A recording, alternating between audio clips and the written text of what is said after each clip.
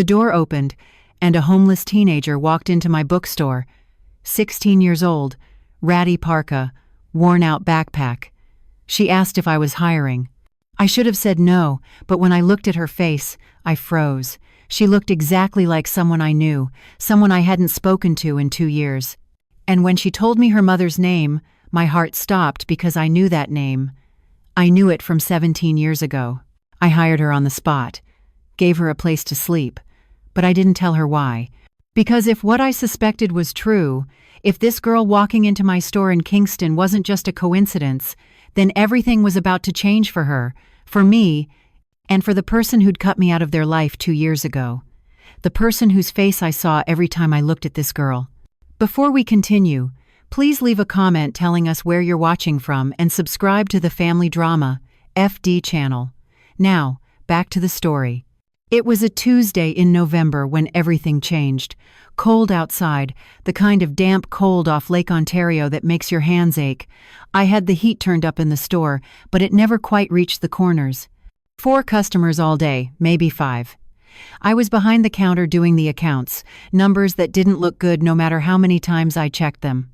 The bookstore felt too big with just me in it. Too quiet. The door opened. A girl walked in. Teenage, maybe 16 or 17, thin in a way that said she hadn't been eating enough.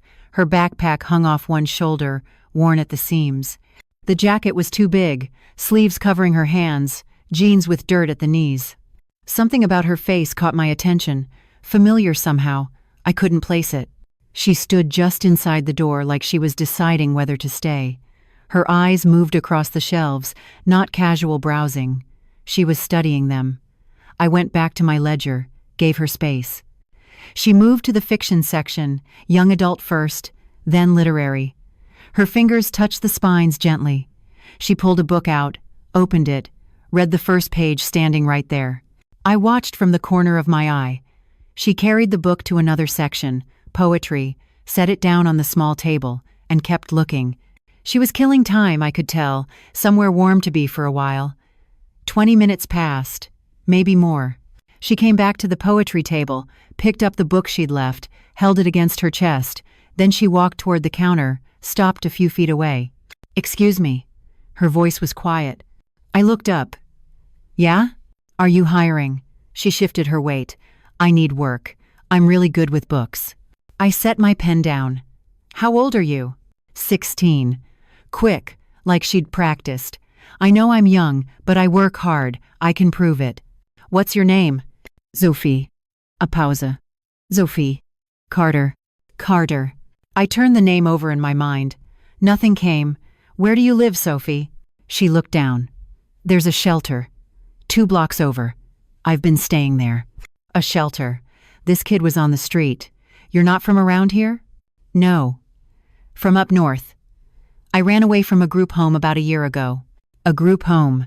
16 years old. And already this much life behind her. "What about your parents?" She was quiet. "My mom died when I was 12. Her voice got smaller. "My dad died before I was born." That's what my mom told me. I watched her face. The way she said it, like she'd repeated those words so many times they didn't hurt anymore. "I'm sorry," I said. She nodded. "Thank you." "What was your mother's name?" "Rachel." She looked up at me. "Rachel Carter." The air went out of the room. Rachel. I saw her. Not this girl, but the girl from years ago. Dark hair pulled back, soft voice. She used to come into the bookstore to meet Mark, my son. She'd sit in the corner with him reading poetry out loud while he pretended to pay attention. That was 16, 17 years ago. She came here all summer, then she stopped. I asked Mark about it once. He shrugged, said they broke up, said she went back to her hometown. He didn't seem bothered by it, just moved on. I never saw Rachel again after that. Never knew what happened to her. Until now. This girl standing in front of me, Sophie Carter, 16 years old. The timeline fit. I looked at her again. Really looked. The way she held herself, the set of her jaw. Something familiar I'd noticed when she first walked in. She reminded me of Mark when he was younger. My stomach dropped. Could she be? No. I was jumping to conclusions. Rachel had been Mark's girlfriend for one summer. That didn't mean anything. Plenty of girls are named Sophie. Plenty of last names are Carter.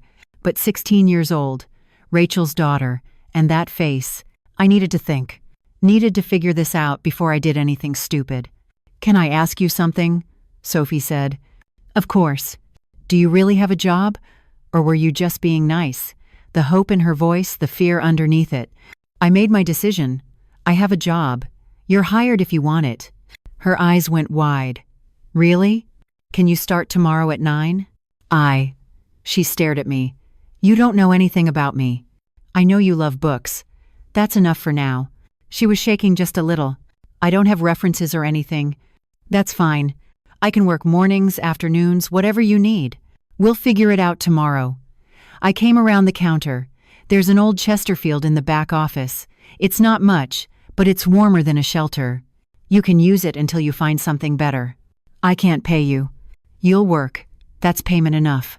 Sophie just stood there like she couldn't process what was happening. Her eyes filled up.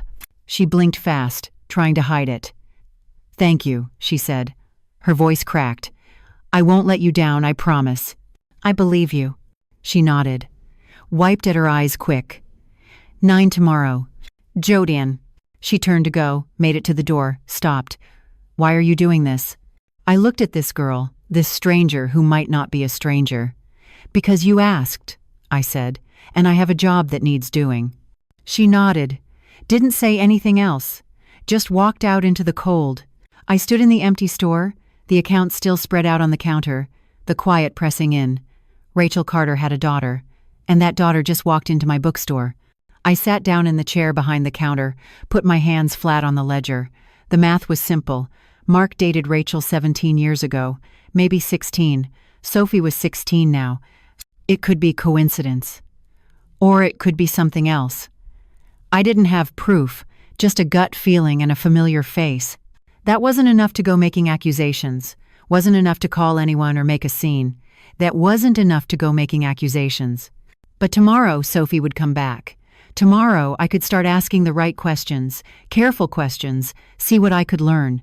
Tonight, I just sat there in the bookstore that had been mine and Arthur's for 40 years. The bookstore that was only mine now. And I wondered if maybe, just maybe, I wasn't as alone as I thought. She showed up at 8:45 the next morning. I was unlocking the front door when I saw her coming down the sidewalk. Same worn backpack, different jacket, but just as oversized. Her hair was pulled back in a ponytail. She walked fast, like she was afraid I'd changed my mind. "Good morning," I said. "Morning." She stopped on the sidewalk. "I'm not too early, am I?" "Not at all. Come on in." She followed me inside. I turned on the lights, the overhead fixtures flickering before they caught. The store looked better in the morning, light coming through the front windows, dust motes floating in the air. "Have you had breakfast?" I asked. She hesitated. "I'm fine." That meant no. "There's a coffee shop next door. Go get yourself something. Tell Marco I sent you. He'll put it on my tab." "I don't need." "You can't work on an empty stomach. Go. I'll be here when you get back." She went. I used the time to clear off the desk in the back office, moved boxes of inventory. The Chesterfield was old, the cushions sagging, but it was clean. I found a blanket in the storage closet, a pillow that smelled like mothballs, but it would do. Sophie came back 15 minutes later with a coffee and a muffin wrapped in paper. "Thank you," she said. "I'll pay you back when I get paid." "Don't worry about it." I spent the morning training her, how to work the till, how the shelves were organized. Fiction alphabetical by author, non-fiction by subject, the poetry section in the back corner where the light was best. She learned fast, asked good questions, wrote things down in a small notebook she pulled from her backpack. "Do you get a lot of customers?" she asked. "Not like we used to. People buy books online now." "That's sad." "It is what it is." She ran her hand along a shelf of hardcovers. "These are beautiful, though. You can't get this from a screen." I liked her already. By lunch, I let her handle the till while I did inventory in the back.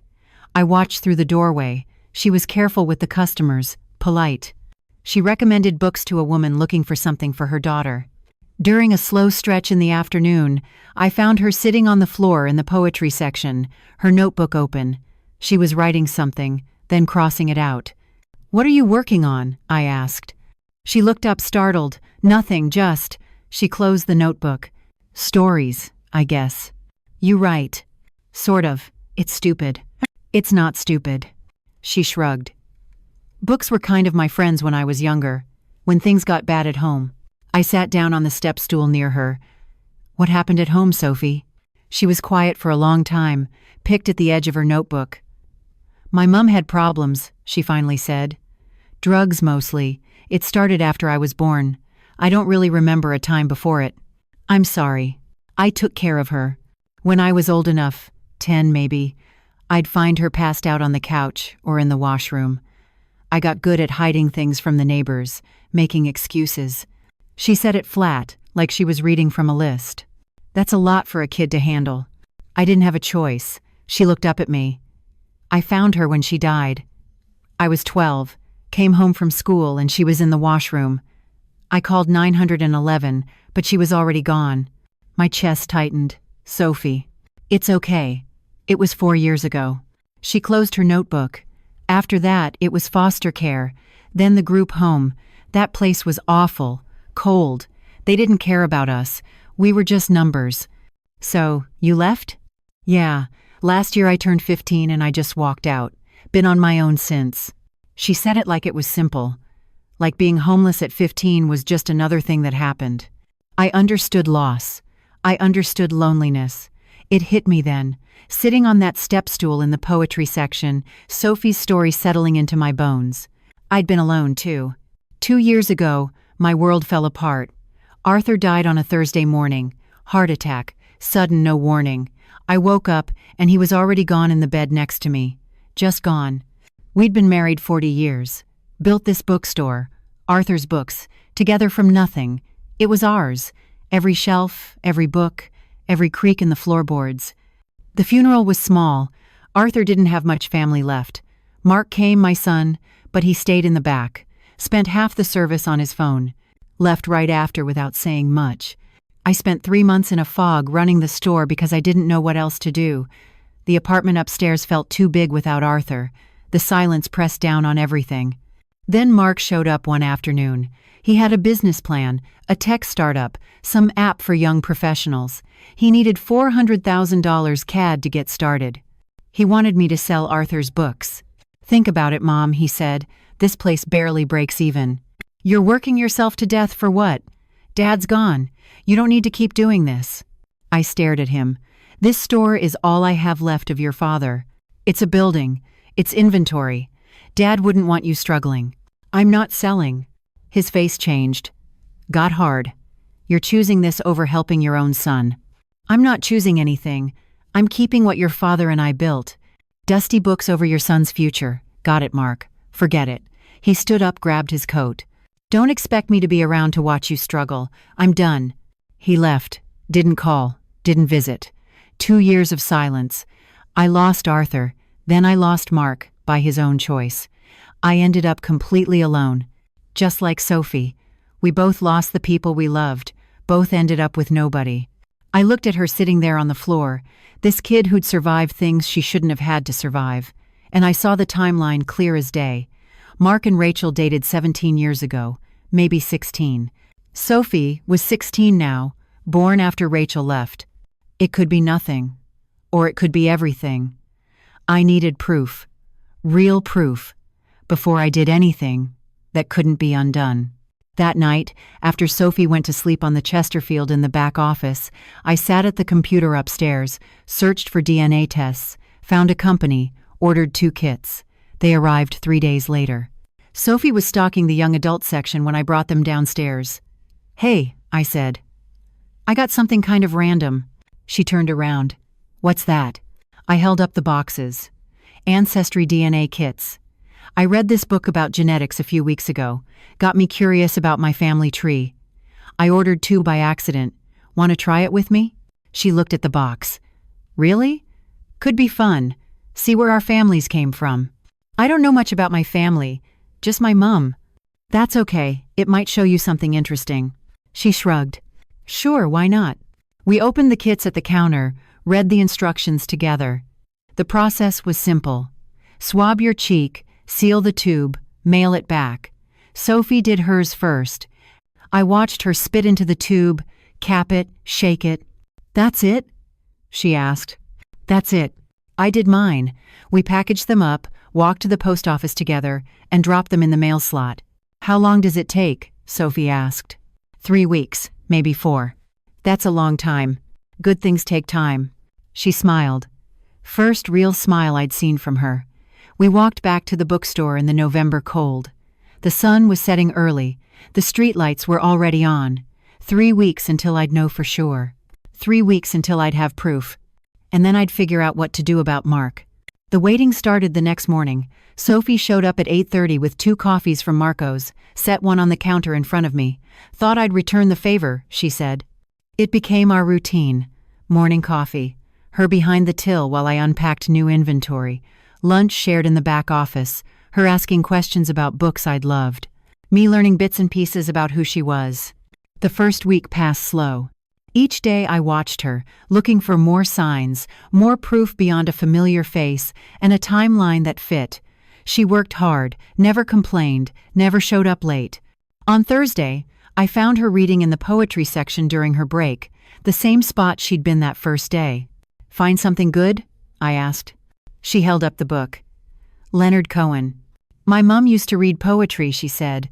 When I was little, before things got bad, I sat down on the step stool. What was she like? Before? Sophie's face softened.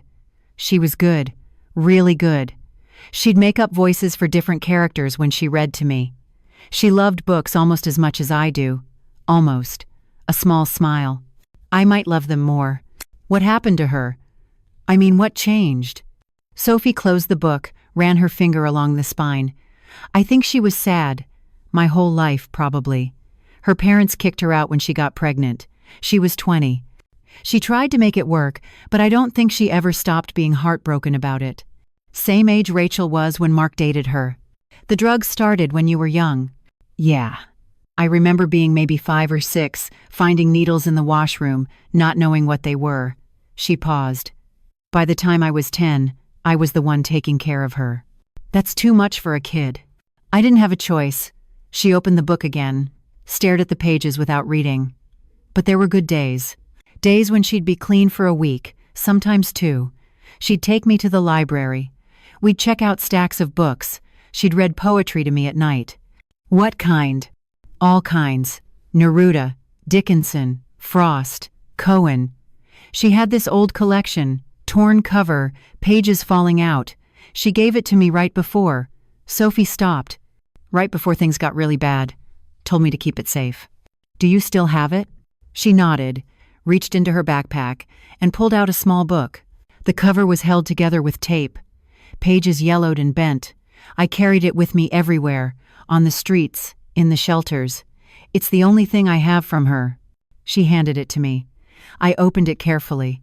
Inside the front cover, written in faded ink, "For my Sophie, love finds a way. Mum." My throat tightened. This is beautiful. She wrote that when I was 11, a few months before she died, Sophie took the book back, held it close. Sometimes I read it and try to remember her voice.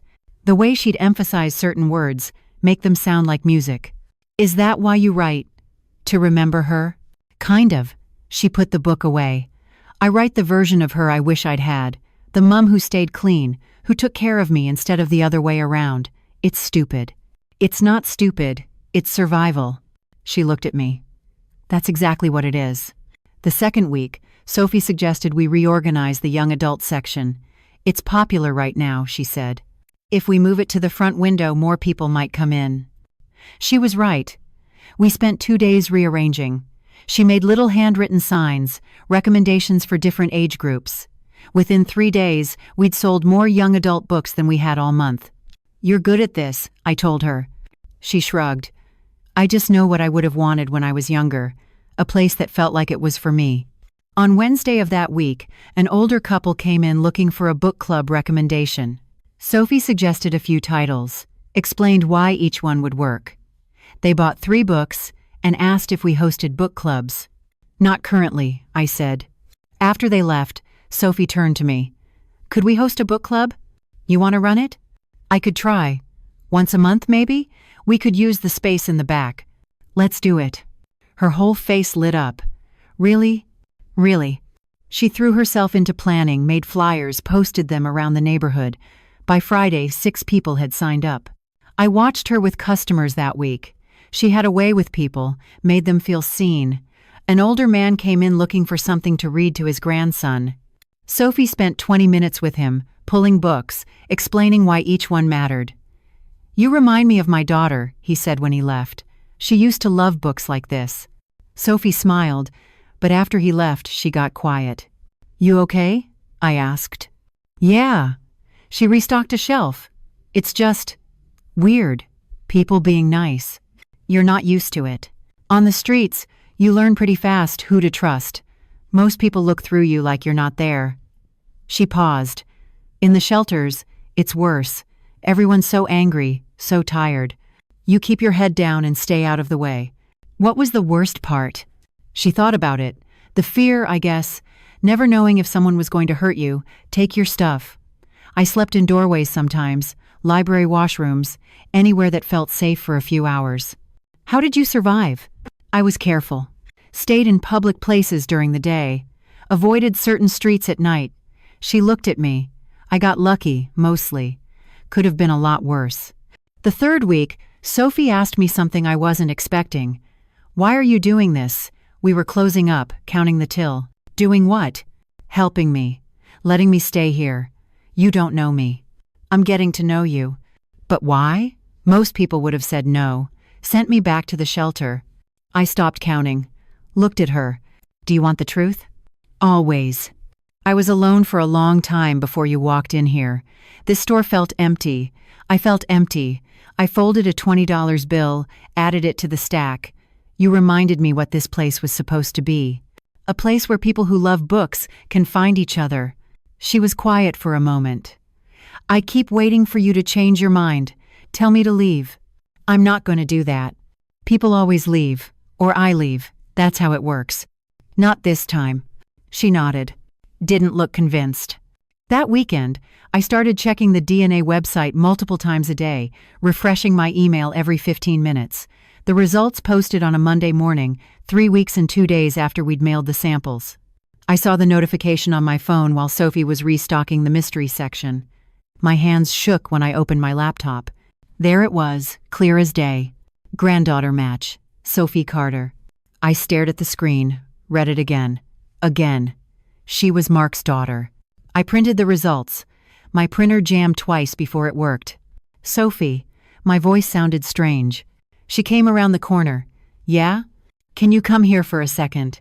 She walked over, looked at my face. What's wrong? The DNA results are in.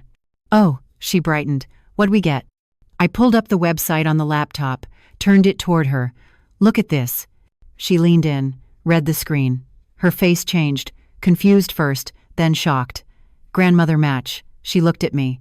I don't understand. How is this possible? I took a breath.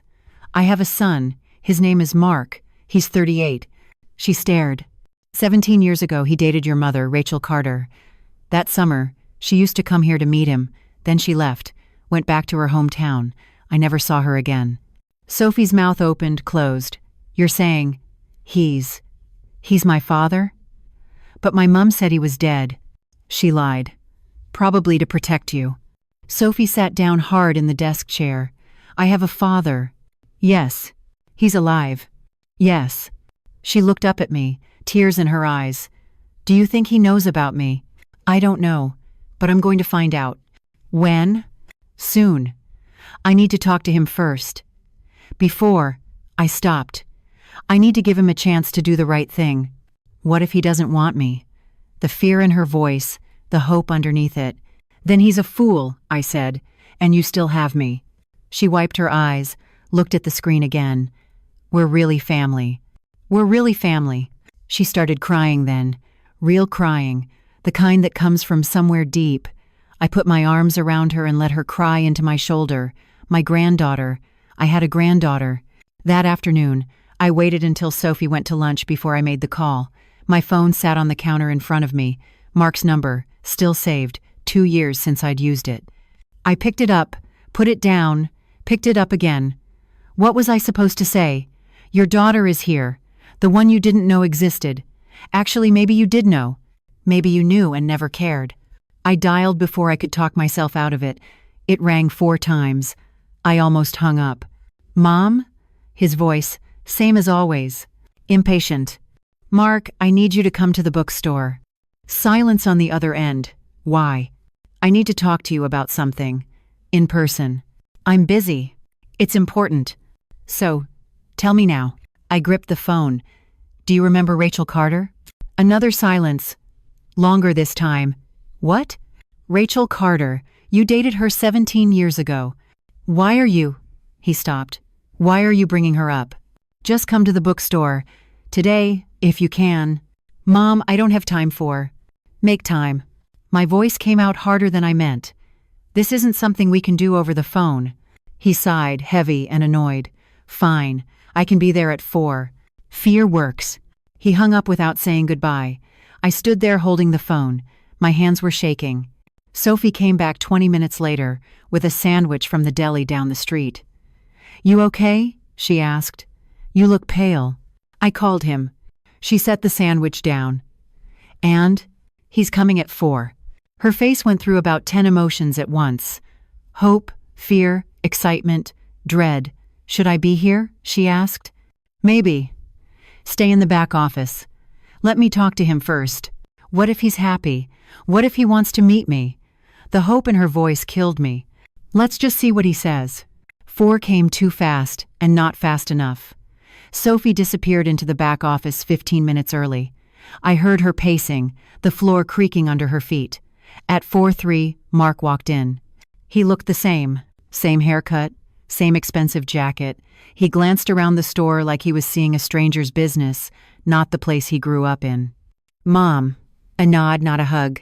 Mark, thanks for coming. You said it was important. He stayed near the door. So, what's this about Rachel Carter? I locked the front door, flipped the sign to closed. We should sit. I'd rather stand. Fine, we'd do it his way. Rachel had a daughter, I said. 16 years old. Her name is Sophie. His face didn't change. Okay. And she's your daughter. Now his face changed. That's not possible. It is possible. It's true. Rachel and I broke up. She left. She left because she was pregnant with your baby. Mark shook his head. No. She would have told me. Would she? Or would she have been too scared, too hurt? He looked away, jaw tight. This is insane. I pulled the DNA results from under the counter, unfolded them, set them in front of him. These are DNA test results. Sophie took one. I took one. She's my granddaughter, which makes her your daughter. He stared at the paper. I watched his eyes move across the words, the numbers, the match percentage. Where did you get this? Does it matter? You tested some random kid without telling me. She's not some random kid. She's Rachel's daughter, your daughter. Mark pushed the paper away. I don't believe this. The science doesn't lie. Then it's wrong. Labs make mistakes. Mark, no. He stepped back. Why are you even telling me this? The coldness in his voice, like we were talking about a stranger, not his own child. Because she deserves to know her father, I said. Rachel died 4 years ago. Overdose. Sophie was 12. She's been in foster care, in a group home. She ran away last year. She's been homeless. Nothing. No reaction at all. She's 16 years old, I continued. And she's been through hell. The least you can do is meet her. I don't want to be a father. He said it flat. Simple, like it was obvious. My stomach turned. What? I never wanted kids. I made that clear back then. You told Rachel that? Yeah. When she started talking about the future, I told her I wasn't interested. That's probably why she left. He said it like it was reasonable. Like abandoning a pregnant woman was just a difference of opinion. So you knew, I said. You knew she was pregnant. Yeah. She told me. I told her I didn't want anything to do with it. I was clear about that. That's why she left, before I had to deal with it. Deal with it. Like Sophie was a problem to solve. She's a person, Mark. A kid. Your kid. I have my own life. He crossed his arms. I'm not doing this. You won't even meet her? No. She's right here. In this store. Working for me. His eyes flicked toward the back. Then back to me. I don't care. How can you say that? Because it's the truth. He grabbed his keys from his pocket. Find someone else to guilt trip, Mom. I'm not interested in playing happy family. This isn't about playing anything. This is about a girl who deserves. What? A father who doesn't want her? That'll be great for everyone. You're unbelievable. No, I'm honest. He turned toward the door. Rachel made her choice. She had the kid. That was on her, not me. Don't contact me about this again. He unlocked the door, walked out, didn't look back. I stood there in the empty store, the DNA results still on the counter, the silence pressing down. That was it. That was my son. I heard the back office door open. Footsteps on the old floor. Sophie appeared in the doorway. Her face told me she'd heard everything. He doesn't want me, she said, not a question. Sophie. It's okay. She wiped her eyes fast. I figured, it's not okay. He should want you. He should have. It's fine, her voice cracked. I'm used to it. I came around the counter, pulled her into a hug. She cried quietly, the kind of crying you do when you're trying not to bother anyone. I'm sorry, I said. I'm so sorry. You tried. That's more than most people would do. He's wrong. You know that, right? This isn't about you. It's about him being selfish and cruel. She nodded against my shoulder. My mom was right. She told me he was dead. She was protecting me. She loved you. I know. We stood there for a long time, the store quiet around us, the afternoon light fading through the windows. Finally, Sophie pulled back, wiped her face. So, what now? She asked. Now, you stay here, with me. This is your home. You don't have to. I want to. I held her shoulders, looked her in the eye. You're my granddaughter, your family. Mark doesn't get to decide that. What if he changes his mind? Then we'll deal with it. But I'm not holding my breath. She nodded, tried to smile. Can I ask you something? Anything. Do you think something's wrong with me? Like, why doesn't he want me? My heart broke. There is nothing wrong with you. Not one single thing. He's broken. Not you. Are you sure? I've never been more sure of anything. She hugged me again, tighter this time. Thank you, she whispered. For trying, for caring. You don't have to thank me. I do, though. We stayed like that until the light outside turned purple, until the streetlights came on, until the world felt a little less sharp. Sophie went upstairs to lie down. I stayed in the store, cleaned up, put the DNA results in a drawer. Mark didn't want his daughter. Fine, I did. And that was going to be enough. The next morning, we moved Sophie's things upstairs. She didn't have much. The backpack, the poetry book, 3 changes of clothes, a toothbrush still in its package from the shelter. That's it? I asked. She shrugged. Easier to run when you don't have stuff weighing you down. You're not running anymore. She looked at me, nodded. I showed her the spare bedroom, Arthur's old office. I'd cleared it out the week before, put fresh sheets on the bed, hung curtains. This is mine? She asked. All yours. She set her backpack on the bed, ran her hand along the quilt. I haven't had my own room since I was 12. Well, you have one now. That night, I heard her moving around at 3. 0 inches the morning, found her standing in the kitchen. Can't sleep? I asked. Not used to it being quiet, or warm. She poured herself water. At the shelter, there's always noise. People coming and going. Doors slamming. You'll get used to it. Yeah. She drank the water. Thank you for this, for everything. Your family. This is where you belong. She smiled, went back to bed. Within a week, she enrolled in night classes to finish her high school diploma.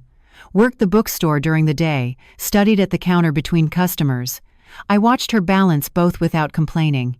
Never late, never asking for anything. You're allowed to take breaks, I told her once. I'm fine. I like being busy. The months moved fast. Her first book club meeting brought in 8 people. By the 3rd month, we had 20 regulars. Sophie led discussions like she'd been doing it for years. Asked questions that made people think, made everyone feel heard. The bookstore started bringing in more money. Not a lot, but enough that I could pay Sophie a real wage, not just room and board. "You don't have to," she said when I handed her the first check. "Yes, I do. You work, you get paid." She stared at the check like she'd never seen one before. Spring turned to summer, summer to fall. Sophie turned 18 inches November. I made her a cake, chocolate with vanilla frosting. She cried when she saw it. "No one's made me a cake since I was 11, she said. We ate it in the kitchen upstairs, just the two of us. 2 weeks later, she walked across the stage and got her high school diploma. I sat in the audience with a dozen other families and watched her receive that piece of paper. She found me after, hugged me hard. "I didn't think I'd ever finish," she said. "I knew you would." That winter, I found her notebook on the counter. She'd left it there while restocking. I shouldn't have looked, but I did. The pages were filled with stories, some crossed out, some finished. Her handwriting small and careful. The stories were good, really good. Raw and honest about a girl surviving things she shouldn't have to survive. "You read it," Sophie said behind me. I turned. "I'm sorry. I shouldn't." "It's okay." She took the notebook. "They're not very good." "They're excellent." She looked doubtful. "I mean it," I said. "You have real talent. You're just saying that. I've been selling books for 40 years. I know good writing when I see it." She bit her lip. "You think I could write a book?" "Yes." "Really? Really?" She started writing seriously after that. Every night after the store closed, weekends, early mornings before we opened. At 19, she finished her first manuscript, 300 pages, a novel about a girl taking care of her mother, finding her dead, surviving foster care, finding hope in books. She gave it to me on a Tuesday. "I don't know if it's any good," she said, "but I finished it." I read it that night, all of it, couldn't stop. When I finished, I went to her room, knocked on the door. She opened it, saw my face. "It's bad, isn't it?" she said. "It's beautiful." My voice cracked. "Sophie, this is really beautiful." She started crying. "You mean it?" "Every word." We spent the next year learning how to query agents. Sophie wrote letters, sent them out, got rejections, lots of rejections. "Maybe it's not good enough," she said after the 20th one. "It's good enough. You just haven't found the right person yet." She kept trying. The bookstore kept growing. Sophie set up social media accounts, posted about new releases, author recommendations, photos of the store. People started coming in because they'd seen us online. "You're good at this," I told her. "It's easy when you love what you're doing." At 21, an agent said yes. Sophie called me from the back office, shaking. She wants to represent me. That's wonderful. She thinks she can sell it. Of course she can. 3 months later, the manuscript sold. Small publisher, modest advance, but it was real. Sophie held the contract in her hands like it might disappear. "I'm going to be a published author," she said. "Yes, you are." 2 years later, her book came out. We hosted the launch party at the bookstore, packed the place. Sophie read from chapter 1, her voice steady, strong. I stood in the back and watched her. This girl who'd walked in homeless and scared, now standing in front of 50 people reading her own words. After everyone left, we sat in the quiet store. "Thank you," Sophie said, "for believing in me." "I'll always believe in you." The book did well. Not a bestseller, but it sold. Got good reviews, won a regional award for debut fiction. The Kingston paper did a small piece on her. Local author publishes first novel. Sophie smiled for the photo, but didn't make a big deal of it. At 25, her second book came out. Sold better than the first. Made some bestseller lists. Not the big ones, but enough. Publishers started paying attention. Her third book sold at auction. 6 publishers bidding. The advance was $250,000 CAD.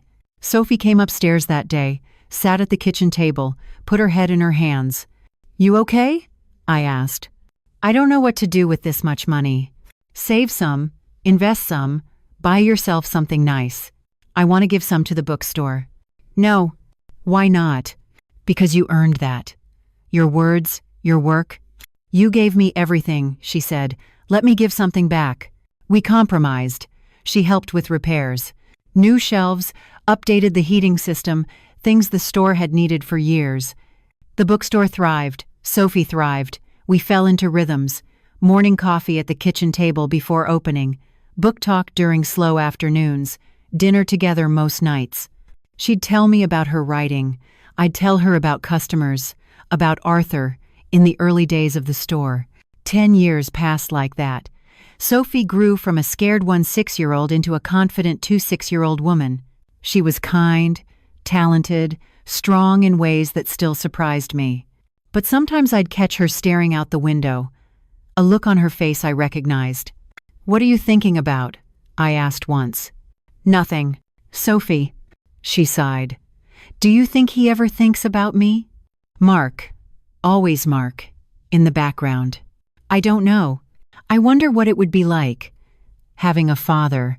You don't need him. I know. But sometimes. She trailed off. Never mind.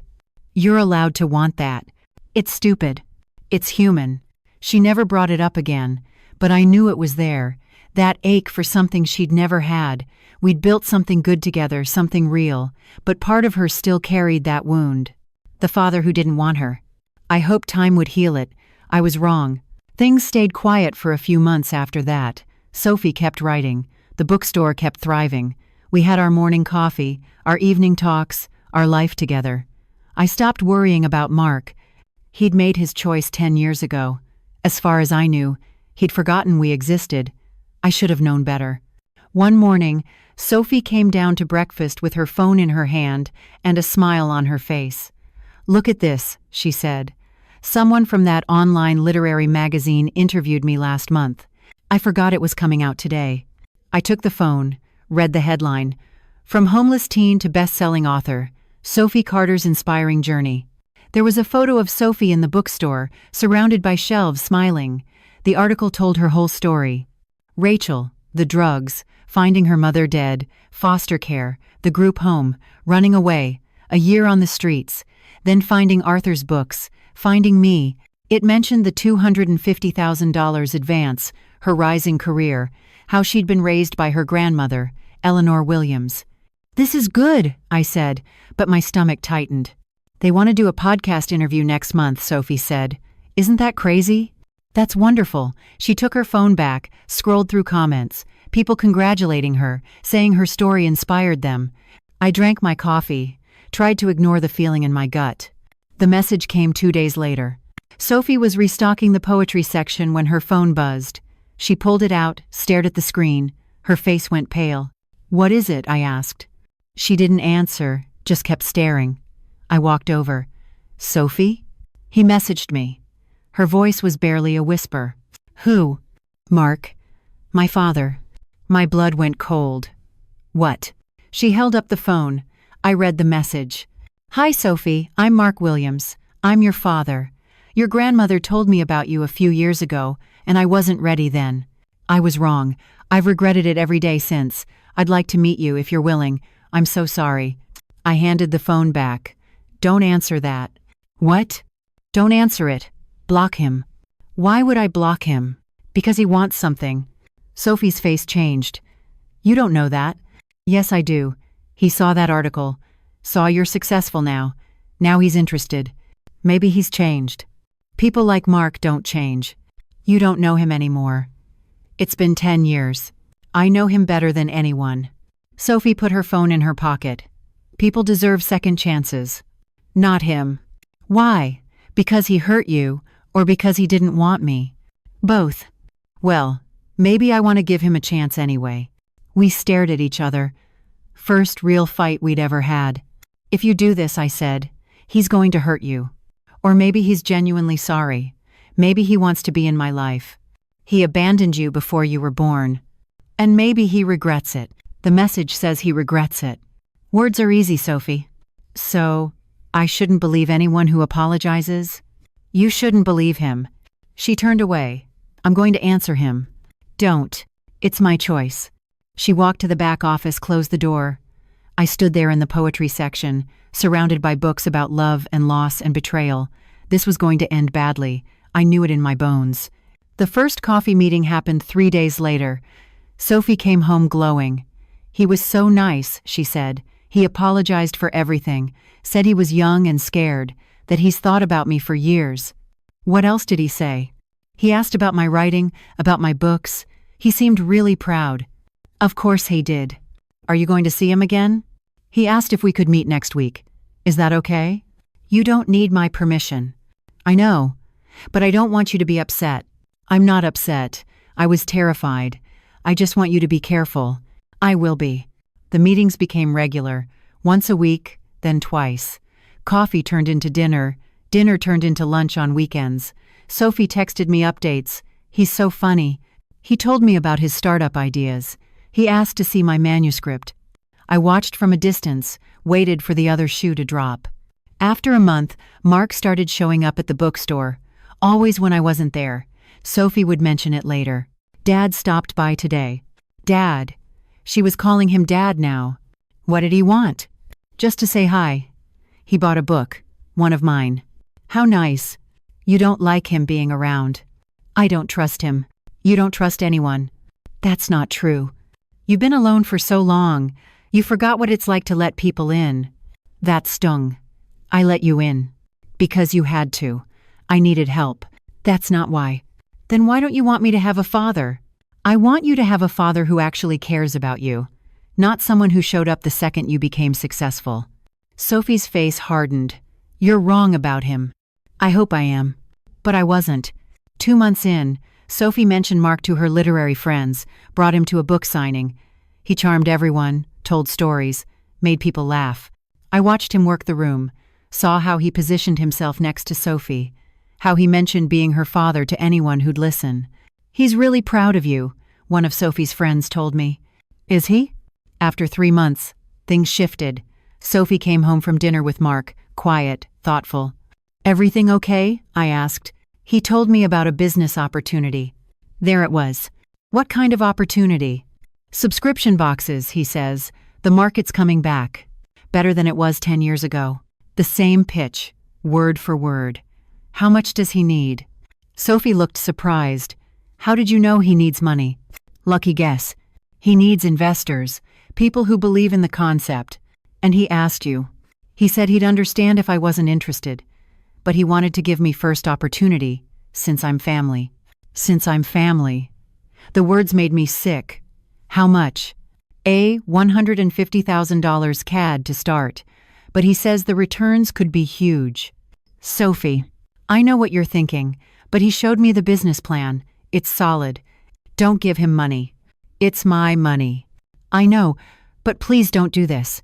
He's my father. He's a con artist. Stop. Sophie stood up. You never wanted me to have a relationship with him. You're trying to sabotage this. I'm trying to protect you. From what? From having a parent who actually wants me? He doesn't want you. He wants your money. You don't know that. Yes, I do. No, you just can't stand that someone besides you cares about me. That's not fair. Neither is this. She grabbed her coat. I'm going for a walk. She left. I sat at the kitchen table, hands shaking. I had to do something. Had to prove what Mark was really after. The plan came to me that night. It was risky. If I was wrong, Sophie would never forgive me.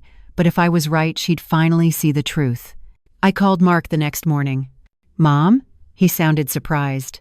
What's going on? I need to talk to you. In person. About what? About Sophie. And money.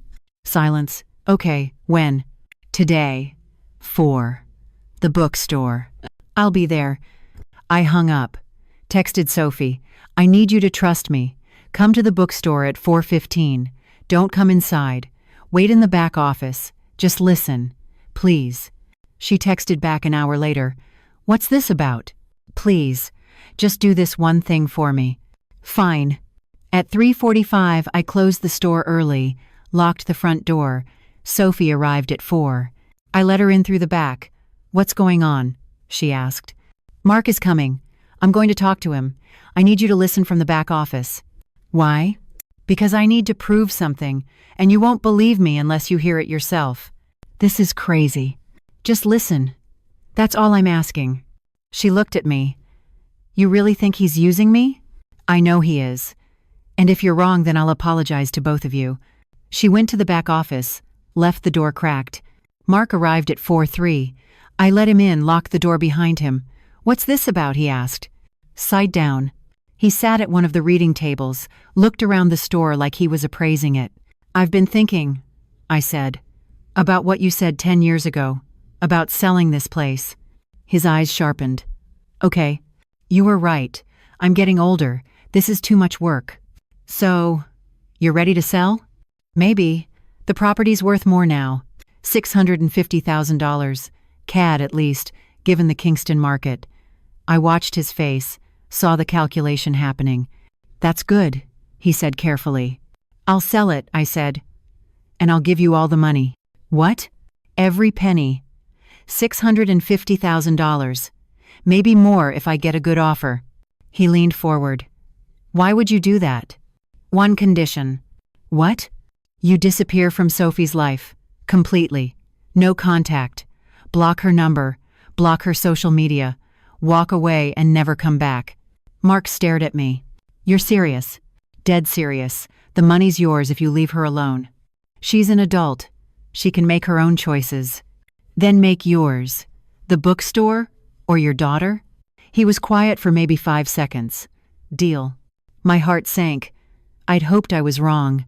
"When do I get the money?" he asked. "I need time to list the property." "A few months." "How do I know you'll actually do it? How do I know you'll actually leave?" He smiled, cold. "I guess we trust each other." "I guess so." I paused. Out of curiosity, why the easy yes? Why not fight me on this? He shrugged. "Be realistic. She'll get over it. She got this far without me. She doesn't really need a father." "She wanted one, though." "Sure, but that's not my problem. And honestly," he looked around, "she's got her books, her writing. That'll keep her busy. Kids don't need as much as people think." "That's your daughter you're talking about. That's $650,000 you're offering. Actually, with the right agent, you could probably get $700,000. Behind him, the back office door opened. Sophie stepped out. Her face was wet with tears, but her eyes were clear. Mark turned, saw her. His expression didn't change much, just a slight tightening around his mouth. "Hey, Soph," he said. "Don't." Her voice was steady. "Don't call me that. Look, this is exactly what it looks like." She walked closer. "You were using me." "I wasn't. You were waiting for me to give you money the whole time. Every coffee, every dinner, you were just waiting." "That's not true." "Yes, it is. You said it yourself." "I don't really need a father." Mark stood up. "She set this up. She manipulated this whole conversation. She was right about you the whole time, and I didn't believe her." "Sophie, come on. You're smarter than this." "Yeah, I am." She crossed her arms. "Get out." "There's no bookstore money, is there?" He looked at me. "No," I said. His face went hard. "This is ridiculous. I never wanted a kid then, and I don't need this drama now." He grabbed his jacket. "You two deserve each other. Stuck in this pathetic bookstore playing happy family." He walked to the door, unlocked it, slammed it behind him. Sophie stood there, shaking. I went to her, put my arms around her. She collapsed, sobbed into my shoulder. "I'm sorry," I said. "I'm so sorry you had to hear that. You were right. You were right about everything. I wish I'd been wrong. I really thought." She couldn't finish. "I know. I'm so stupid." "You're not stupid. You wanted a father. That's human." "He never cared." "No, he didn't." We stood there in the bookstore. Just the two of us. The only family either of us needed. "Thank you," Sophie said finally. "For what?" "For saving me from making a huge mistake. That's what family does." She pulled back, wiped her eyes. "I love you." "I love you too." Outside, the streetlights came on. The world kept turning. But inside Arthur's books, we had everything we needed. A year passed. We didn't hear from Mark. Not a word. Sophie blocked his number, blocked his social media. He was gone from our lives like he'd never been there at all. Good riddance. Sophie's third novel hit the bestseller lists in the spring. Not just the small ones, the big ones. The Globe and Mail, USA Today. Her face on displays in bookstores across the country. We celebrated with takeout Chinese food in the apartment. Just the two of us, the way we liked it. "This is insane," Sophie said, scrolling through her phone. "People are actually reading my book." "Of course they are. It's brilliant." She smiled. "Set the phone down. I'm working on something new." "Another novel?" "A memoir. About us. About the bookstore. About finding family when you least expected it." My throat tightened. "Yeah? If that's okay with you." "More than okay." She started therapy that summer. Twice a week. Working through the abandonment, the rejection, all the years of hurt. "It helps," she told me once, talking about it. "Good, that's good." Arthur's books kept thriving. We hosted more events, book clubs, author readings. Young writers started showing up, kids from foster care, teenagers who'd aged out of the system, people who reminded me of Sophie at 16. She mentored them, sat with them in the poetry section, read their work, told them they had talent, gave them hope. "You're good at this," I told her. "I remember what it felt like, having no one believe in you." At 76, I was still running the store. My hair had gone completely gray. My hands ached in the mornings. But I showed up every day, opened the doors, made the coffee. Sophie had moved into her own apartment a few blocks away. She decorated it with books, framed covers of her novels on the walls. But she came to the bookstore every morning. We still had our coffee together, still talked about books, still lived the rhythms we'd built over 12 years. Her fourth book came out in the fall. I opened it to the dedication page. "To Eleanor, who gave me a home, family, and stories." I cried right there at the counter, didn't even try to hide it. By December, we were planning the Christmas event. Sophie's latest novel, a reading and signing. We decorated the store, lights in the windows, garland on the shelves. It looked like something from a movie. The night of the event, people packed the place, standing room only. Customers I'd known for years, new faces who'd discovered us online, young writers Sophie had mentored, friends from her writing community. Sophie stood at the front, read from chapter 3, her voice clear and strong. I stood in the back, watched her command the room. This woman who'd walked in 12 years ago with nothing but a worn backpack and a desperate hope. She'd built this, her career, her life, her confidence. After everyone left, we cleaned up. Stacked chairs, swept the floor, put the garland back in place. I made tea in the back office, brought out 2 cups. We sat in the reading chairs by the window, the street outside dark except for the streetlights, the store warm and quiet around us. "I never thanked you properly," Sophie said. "For what?" "For that day. When I walked in here, you didn't have to hire me. You didn't have to care. I saw you. That's all. Most people don't see homeless kids. They look away." "Well, I'm glad I didn't." "Me too." She sipped her tea. "This store was dying when you got here, you know. I barely had customers." "You saved me too," I said. We sat in comfortable silence, the kind that only comes from years of knowing someone, of building a life together one day at a time. Sophie laughed suddenly, something she'd read on her phone. The sound filled the store, bounced off the shelves, warmed the corners that used to feel so cold. I looked around at the books, at the lights in the window, at this girl who'd become a woman, who'd become my family. 12 years ago, I'd been alone, grieving, going through the motions. Then a girl walked in asking for a job, and everything changed. Not because of grand gestures or dramatic moments, but because of coffee in the mornings, books shared in the afternoons, dinner conversations that stretched into evening. Small kindnesses that built into something unbreakable. Mark never understood that. He'd been looking for something big, something profitable, something impressive. He'd missed what was right in front of him. His loss. Sophie set her cup down.